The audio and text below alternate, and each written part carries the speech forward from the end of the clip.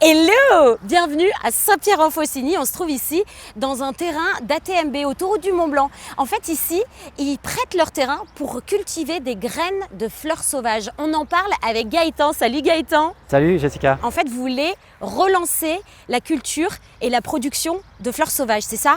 Oui, c'est ça. L'intérêt, c'est de vraiment soutenir cette filière pour pouvoir préserver et même développer la biodiversité sur nos territoires. C'est des terrains justement qu'on veut valoriser au profit de la biodiversité, que ce soit donc pour la fleur, pour préserver ces espèces locales endémiques des Alpes, et aussi pour que ça soit favorable à toute la biodiversité. Ça crée aussi des habitats pour les insectes pollinisateurs comme les abeilles, les oiseaux et tout l'écosystème. Pour lutter aussi contre les espèces invasives, c'est un sujet en ce moment, et reconstituer des terrains qui sont au maximum proches des terrains naturels d'origine en fait qu'il y avait sur notre territoire. Mais l'idée, c'est justement d'avoir un mélange, d'avoir toute la variété qui se rapproche de ce qu'on peut retrouver à la nature dans les prairies de montagne par exemple. Parce que l'intérêt, c'est aussi qu'on va avoir des semences d'origine locale au lieu d'avoir des graines qui viennent de l'autre bout du monde. On s'approche de l'économie circulaire, on va dire. Ouais. On pourrait faire des prairies fleuries avec des graines qui viennent du monde entier pour que ça soit beau. C'est pas ça la démarche, c'est vraiment d'avoir des semences locales et de reconstituer du naturel. Avec cette démarche, on peut faire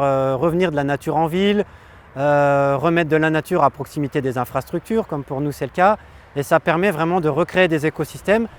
Pour donner un exemple, là, on a utilisé les semences du projet pour réensemencer sur notre écopont qu'on a construit à Viry. Donc c'est un ouvrage qu'on a fait pour la faune, pour les animaux, et il faut que les animaux y retrouvent un terrain au plus proche de l'état naturel.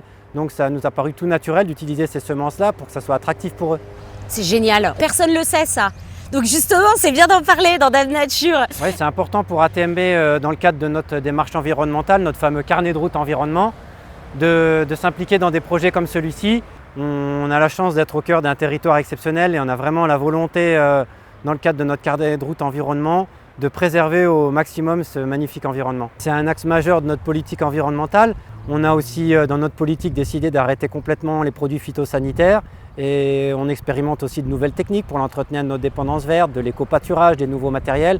Donc tout ça, ça va dans la même démarche en faveur de la biodiversité. Et on essaye de multiplier ces démarches-là. Parce qu'en tant qu'acteur de mobilité, voilà, c'est un exemple que vous voulez donner aussi. Oui, c'est ça, on est un acteur de mobilité et on est aussi acteur du territoire. On est vraiment ancré dans le territoire, on le dessert et ça nous donne une grande obligation aussi de le protéger et de le valoriser. C'est vraiment notre volonté d'être moteur, d'être innovant et si en effet ça peut faire tache d'huile ce qu'on fait et s'il y a d'autres acteurs sur notre territoire, voire même dans toute la France qui peuvent suivre notre démarche, là on sera super contents. Merci beaucoup Gaëtan. Merci Jessica. Et si tu veux en savoir plus sur la culture des fleurs locales, je te propose de rencontrer Céline d'Alvéole. Salut Céline. Salut. L'idée c'est de pouvoir contribuer à la lutte contre l'érosion de la biodiversité qui est quand même relativement importante partout en France et notamment dans la vallée, enfin dans les Alpes. Est-ce que ça manque de fleurs? Ça manque de fleurs adaptées aux insectes présents ici. C'est-à-dire que les fleurs sauvages ont un cycle de vie qui est adapté aux insectes qui sont présents. Et puis elles ont une conformation, je ne sais pas comment dire, une forme en fait qui leur permet vraiment d'attirer les insectes et de leur permettre de réaliser leur cycle. Non seulement vous faites une belle action avec les fleurs, mais vous réinsérez des personnes dans la vie, donc double bonne action. Tout à fait.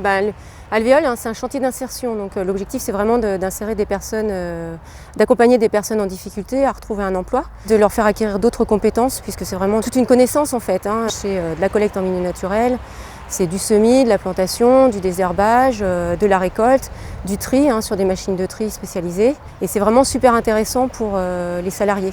C'est bon pour la planète et il faut en prendre soin. Complètement. Et puis merci beaucoup Céline. Merci. À bientôt. Au revoir. Ciao. Salut. Radio